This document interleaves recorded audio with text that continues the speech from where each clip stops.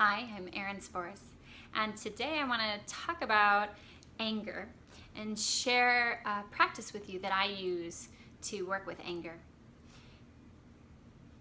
In my experience, there are two common ways where anger gets stuck. And if you've done any of these other videos with me, you've heard me say that when we resist something, it's likely to get stuck. We're stuck in a loop of it, right? And there are two common ways that happens with anger. The first being just resisting an unwillingness to even feel it or acknowledge it or let it be there at all. And so then it shows up in other ways. And the other we'll get to in a little bit. So I'll share a story with you from just about a week ago. This topic is really ripe for me right now because a milestone is coming up for me in the next week or so. Would have been the due date for a pregnancy that I lost at 8 weeks several months ago. And as this date approached, it wasn't really on my conscious radar. And I had about 3 days in a row of just being surly, just having all of this anger and not being aware of the story around it at all. And I was spending all of my energy for like 3 straight days feeling really angry and surly and grumpy at everyone, and trying really hard to not be surly and grumpy and angry with everyone, because it was me. Clearly, I knew there was something going on. It wasn't that everyone around me deserved to have me grump at them. And so it was taking all of my energy. It was exhausting. And then I popped open a calendar on my phone and I saw this date coming up, and in a flash, everything shifted. Suddenly I could name it, and I knew it. I knew why it was there, and then could allow it. Oh, yeah, of course I'm angry. This thing happened and I'm still in the middle of it, and this date is coming up that means a lot to me, and I'm angry. And when everything shifted, it didn't shift to where I didn't feel anger anymore. But instead of it being something that I was stuck in because I was trying to push it down and get rid of it and deny it and not let it through, it was something that could move. And so I wasn't being grumpy with my husband and kids and other drivers on the road anymore. I knew what it was, and I could allow it to be there, feel it fully, and let it move. It was easier to sit with and hold, have a container around it, so I wasn't just leaking out in a stuck, icky way on everyone around me. And I'm still angry, but I'm angry with consciousness now. And so that's step one. When anger, this fiery, irritable energy bubbles up, is to, whether we can obviously find the cause for it or not, is to just give it space. It's there for a reason. I think every one of us, if we were to sit down and start listing things that we maybe could be angry about if we chose to be, we'd fill a notebook. Just look at the world around you right now. Look at what's going on politically right now. Look what's happening to the environment right now. Look what's happening around the world right now. And then you probably have your own laundry list of stuff that's happening internally for you. Things that just aren't going the way you want in your body, in your life, in your relationships. And it's okay to be angry. It's normal.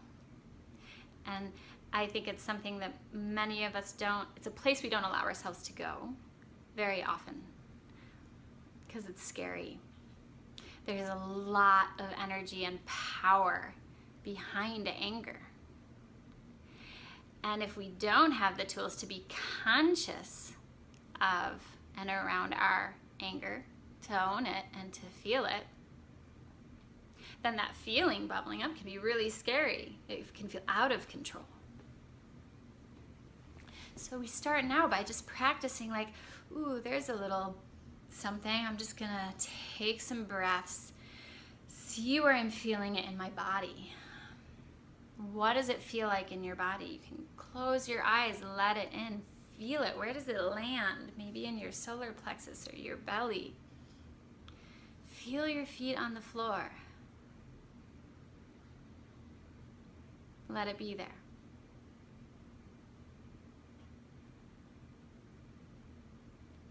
The second place that we often stick with anger comes next, which is, in my experience, we can get stuck on wishing that we were able to force things to be different, which is really just a lack of acceptance of reality. I spent months in a space of, yeah, I know I lost this baby, but I don't want to accept that. I wish it wasn't the case. I wish I didn't have to do this. I wish my husband and kids didn't have to carry this pain. I wish this wasn't true. I wish it never happened. And it could be really important to be in that space for a little while. It's just part of the process for many of us. But we want to keep bringing consciousness to that. Like, yeah, that's my wish. I wish, and feel that fervently. I wish with all of me that I could force this situation to be different, that I could force someone who treated me wrong to behave differently, that I could force our political landscape to be a lot friendlier and more respectful.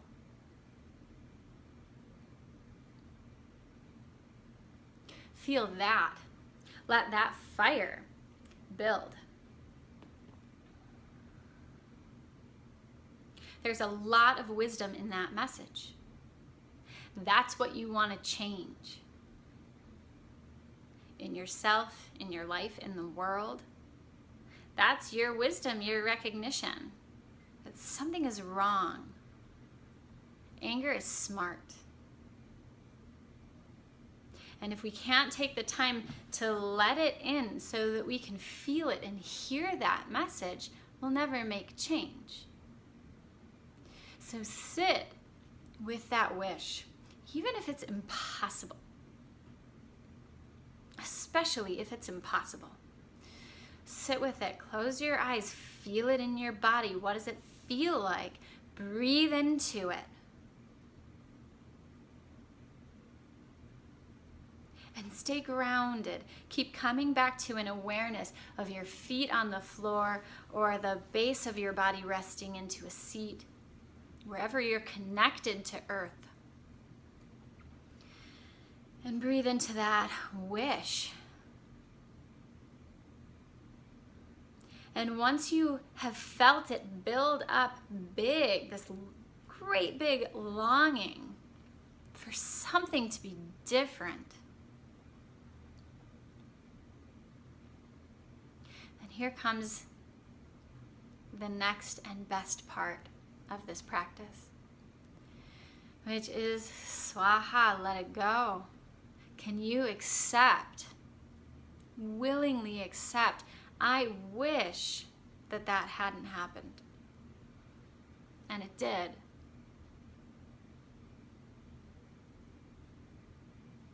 And it did.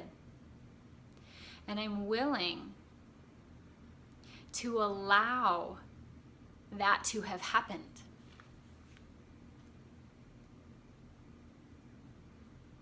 Because it did.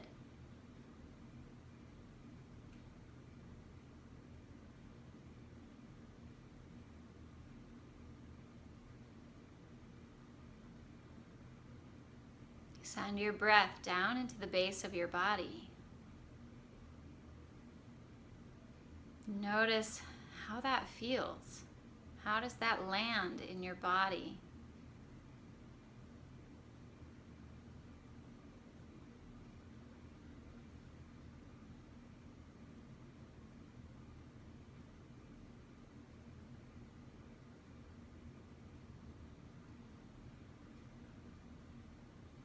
open your eyes and notice what message is still there. If you no longer are tying up your energy in either resisting anger or getting stuck on an impossible mission to undo what's been done, if you're no longer tied up there, now you have all this energy. And I'm not promising that you won't hurt and you won't feel angry, and there may be some grief, big grief, involved in this process.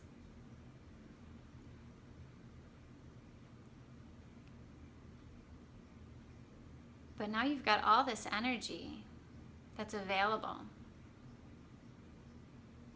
And maybe you use it to make change in your life or in the world around you.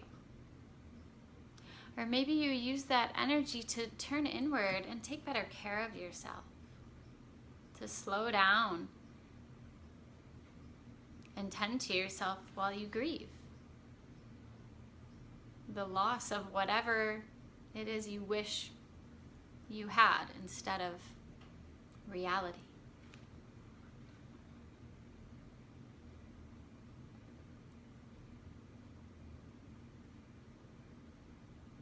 Continue to breathe. Feel your feet.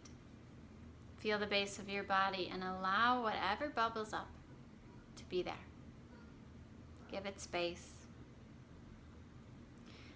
Be gentle and kind with yourself.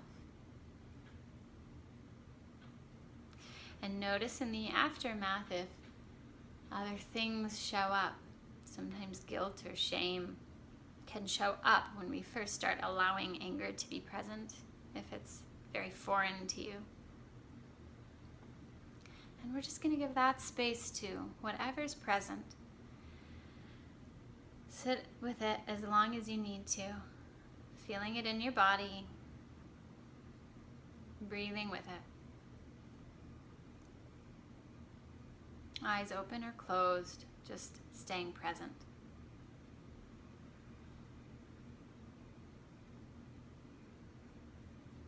Trust your own inner guide to know when you're done for now. And then start to wake back up to the bigger space around you, noticing again the sounds that are there, the colors that are around you, the temperature of the air in the room.